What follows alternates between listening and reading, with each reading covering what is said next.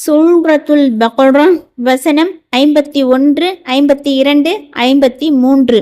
நாம் தௌராத் வேதத்தை அருள 40 இரவுகள் காத்திருக்குமாறு மூசாவுக்கு வாக்களித்ததை எண்ணி பாருங்கள். அதை பெறுவதற்காக அவர் சென்ற பின்னர் நீங்கள் அநீதி இழைத்தவர்களாக காளைக்கன்றை கடவுளாக ஆக்கிக் கொண்டீர்கள். அதன் பின்னரும் உங்களை நாம் மன்னித்தோம், நீங்கள் நன்றி செலுத்துவதற்காக. மேலும் நீங்கள் நேர்வழி பெறுவதற்காக அந்த தௌராத் வேதத்தையும் பகுத்தறிவிக்க கூடியதையும் மூசாவுக்கு நாம் வழங்கியதையும் எண்ணி பாருங்கள். இறை தூதர் மூசா அவர்களுக்கு தௌராத் வேதத்தை அருள அல்லாஹ் ஒரு காலக்கெடுவை விதித்திருந்தான். அந்த காலக்கெடு முடிந்ததும் மூசா அவர்கள் தம் இறைவனை சந்திக்க குறிப்பிட்ட எல்லைக்கு புறப்பட்டு சென்றார்கள்.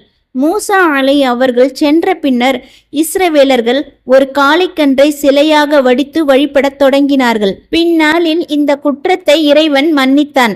இதை இங்கு எடுத்துரைத்து நான் செய்த இந்த அருளை எண்ணி பாருங்கள் என இஸ்ரவேலர்களுக்கு இறைவன் நினைவூட்டுகின்றான். அந்த காலக்கெடு 40 நாட்கள் ஆகும்.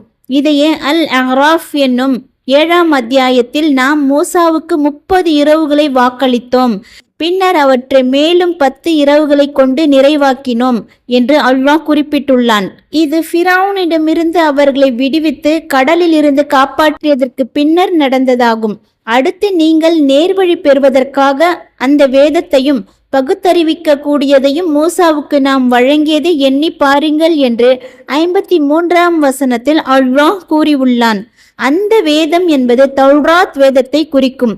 பகுத்தறிவிக்க கூடியது என்பது உண்மை பொய், நல்வழி அல்வழி ஆகியவற்றுக்கு இடையே பகுத்து காட்டக்கூடிய அனைத்தையும் குறிக்கும். இவ்வாறு வேதம் வழங்கிய நிகழ்ச்சியும் இஸ்ரவேலர்கள் கடலில் இருந்து வெளியேறி வந்ததற்கு பிறகு நடந்ததே ஆகும். மேற்கண்ட அல் அஹ்ராஃப் அத்தியாயத்தின் 7வது அத்தியாயம் 142ஆம் வசனத்தின் போக்கு இதையே காட்டுகிறது. அது மட்டுமின்றி நாம் முந்தைய தலைமுறையினரை அழித்த பிறகே மூசாவுக்கு அந்த தௌராத் வேதத்தை வழங்கினோம் என்ற வசனமும் இதையே காட்டுகிறது. அத்தியாயம் 28 வசனம் 43.